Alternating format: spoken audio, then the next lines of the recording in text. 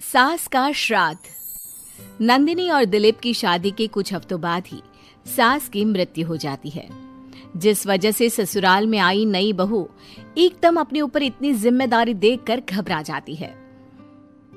मुझे घर गृहस्थी के बारे में कुछ नहीं पता, सब कुछ कैसे संभालूंगी? मैं तो किसी रिश्तेदार को ठीक से जानती तक नहीं। अगर कहीं कोई गलती हो गई तो लोग क्या कहेंगे?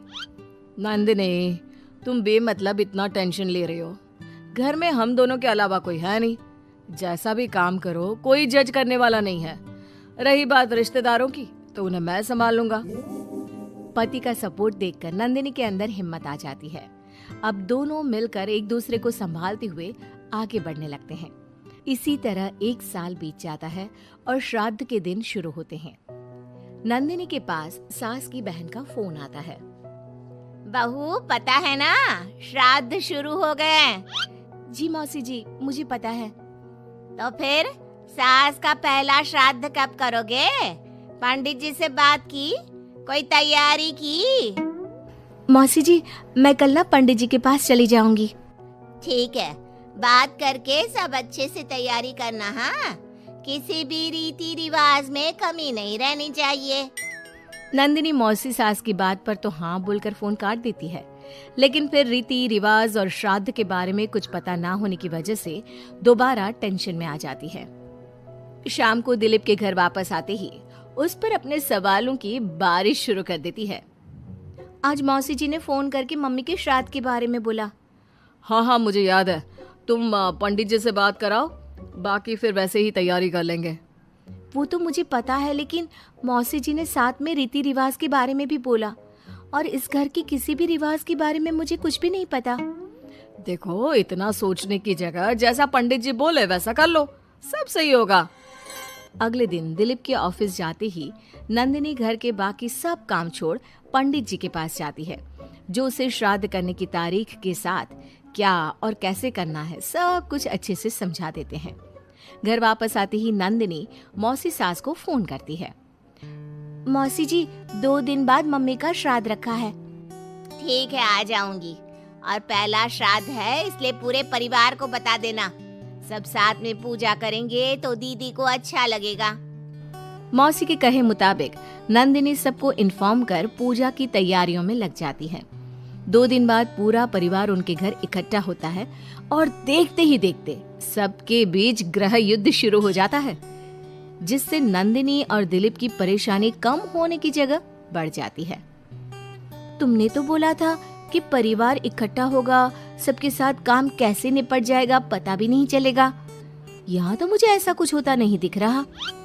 हाँ, क्योंकि हमें ज्यादा कुछ पता नहीं और परिवार तो यहाँ आ चुका है, इसलिए जो भी है अब इनके वापस जाने तक तो हमें सहना ही पड़ेगा। रही बात काम की तो मैं हूं ना। तुम ना बस परिवार संभाल लो, काम मैं देख लेती हूँ। दिलीप परिवार वालों की गुत्थम गुत्थी और मामला संभालते हुए सबको शांत करता है, जिसके बाद सब पूजा करने बैठते हैं। बोलो भला, श्राद्ध वाले दिन इंसान की पसंद का खाना बनता है और भाभी को खीर जान से ज्यादा पसंद थी, पर बहू तुमने तो वो बनाई ही नहीं। वो एक्चुअली मुझे खीर बनानी नहीं आती, कुछ खराब हो जाता तो बहुत नुकसान होता, इसलिए नहीं बनाई, लेकिन बाजार से मंगवाई है, कुछ देर में आ जाएगी। ऐसी तो आजकल की लड़कियां हैं जिन्हें सास की खुशी से ज्यादा नुकसान की चिंता है, जो खीर तक बाजार से मंगवाती है। मौसी जी, मम्मी की खुशी को याद रखते हुए नंदिनी ने खीर का ऑर्डर उनकी पसंदीदा मिठाई की दुकान पर दिया है। अरे बनाएगी नहीं तो सीखेगी कैसे? माफ करना मौसी जी, लेकिन आज पूरे परिवार का खाना बना है और ऐसे में प्रैक्टिस के चलते मैं इतने सारे लोगों के लिए खीर बनाती और अगर जरा भी गड़बड़ हो जाती तो बहुत खाने का नुकसान होता ना, जो अच्छा नहीं होता। नंदिनी की बात को इग्नोर करते हुए मौसी चुप हो जाती है, जिसके बाद सब पूजा करते हैं और कुछ देर बाद खाना खाने बैठते हैं, लेकिन उन्हें वहां भी शांति नहीं रहती। वो कभी खाने में कमी निकालना तो कभी किसी चीज की फरमाइश करना शुरू कर देते हैं।